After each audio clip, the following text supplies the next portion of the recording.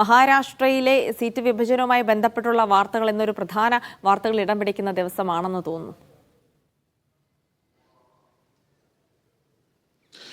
ജിൽസി നേരത്തെ ഈ മഹാരാഷ്ട്രയിലേക്ക് വരുന്നതിന് മുമ്പ് തന്നെ ജിൽസി തുടങ്ങിയ സമയത്ത് ഈ ഷോക്കടിപ്പിക്കുന്ന കാര്യം തന്നെയായിരുന്നു പറഞ്ഞത്. സത്യത്തിൽ ഇപ്പോൾ കേരളത്തെ മൊത്തം ഷോക്കടിപ്പിച്ചുകൊണ്ടിരിക്കുന്നത് കേന്ദ്ര സർക്കാരാണ് എന്ന കാര്യമാണ് ഇപ്പോൾ നമ്മുടെ എംപിമാർ പറയുന്നത്. കാര്യം ഈ ഫിൻജാൽ ചുഴലിക്കാറ്റുമായി ബന്ധപ്പെട്ട് തമിഴ്നാട് ആവശ്യപ്പെട്ട 944 കോടി രൂപയാണ് കേന്ദ്ര സർക്കാർ പ്രഖ്യാപിച്ചിരിക്കുന്നത്. പക്ഷേ മാസങ്ങൾ കഴിഞ്ഞിട്ട് പോലും വയനാടിന് ഇതുവരെ കൃത്യമായ നഷ്ടപരിഹാരം എത്ര രൂപ നൽകുമെന്നോ, അല്ലെങ്കിൽ കഴിഞ്ഞ ദിവസം സ്റ്റാലിൻ ആവശ്യപ്പെട്ട അടുത്ത ദിവസം തന്നെ പ്രഖ്യാപിച്ചെങ്കിൽ മുഖ്യമന്ത്രി ഇവിടെ ആവശ്യപ്പെട്ടത് മാത്രമല്ല, അദ്ദേഹം ഒന്ന് റിമൈൻഡ് ചെയ്യാൻ വേണ്ടി വീണ്ടും പ്രധാനമന്ത്രിയെ കാണുകയും ചെയ്തിരുന്നു. അതിന് ശേഷവും ഇതുവരെ ഒരു വയനാടിനുള്ള ഒരു നഷ്ടപരിഹാര പാക്കേജ് ലഭിച്ചിട്ടില്ല.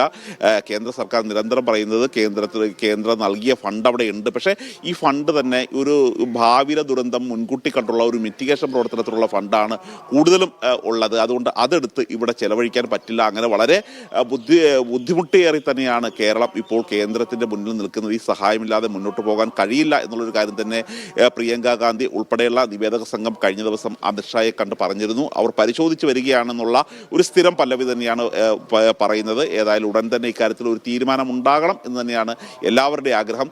നേരത്തെ ജിൽസി ചോദിച്ചതുപോലെ തന്നെ മഹാരാഷ്ട്രയിൽ ഇപ്പോൾ പ്രധാനപ്പെട്ട ഒരു വലിയ തലവേദന കഴിഞ്ഞു. കാര്യം മുഖ്യമന്ത്രി മുഖ്യമന്ത്രിയായി അങ്ങനെ ഒരു വലിയൊരു കാഴ്ചയായിരുന്നു നമ്മൾ മഹാരാഷ്ട്രയിൽ കണ്ടത്. ഇനി സ്പീക്കർ തെരഞ്ഞെടുപ്പുണ്ട്. മാത്രമല്ല ഏകനാഥ് ഷിൻഡെ പല ശിവസേന എം എൽ എമാരും കൂടെ നിർത്തിയത് അടുത്ത തെരഞ്ഞെടുപ്പ് ജയിച്ചു കഴിയുമ്പോൾ മന്ത്രിമാരാക്കാമെന്നാണ്. പക്ഷേ അങ്ങനെ എല്ലാവരെയും മന്ത്രിമാരാക്കാൻ കഴിയാത്തത് കൊണ്ട് ആ തരത്തിലുള്ളൊരു പടലപ്പിണക്കം അവർക്കിടയിൽ ഇപ്പോൾ തന്നെ അസാരസ്യം ഉടലെടുത്തിട്ടുണ്ട്.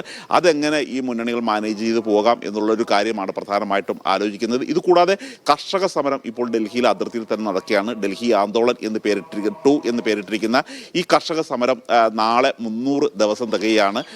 ഡൽഹിയിലെ തന്നെ അതിർത്തിയിൽ, പഞ്ചാബ് അതിർത്തിയിൽ, ഉത്തർപ്രദേശ് അതിർത്തിയിൽ എന്നിങ്ങനെ പല സ്ഥലത്തായിട്ടാണ് കർഷക സമരം നടക്കുന്നത്. കർഷകർ അവർ ആവശ്യപ്പെടുന്നത് ഈ മിനിമം താങ്ങുവില എന്നുള്ളത് നിയമപരമാക്കണം എന്നുള്ളൊരു ആവശ്യമാണ്. ഇപ്പോൾ ചീഫ് സെക്രട്ടറി ഒരു ചർച്ച ചെയ്യാം എന്നുള്ളത് കൊണ്ട് ഒരു ഇടവേള സമരത്തിന് നൽകിയിരിക്കുകയാണ്. ഇത് സർക്കാർ വാക്ക് പാലിച്ചില്ലെങ്കിൽ നാളെ മുതൽ കടുത്ത സമരം ഉണ്ടാകും എന്നുള്ളൊരു കാര്യം തന്നെയാണ് അറിയിച്ചിരിക്കുന്നത്.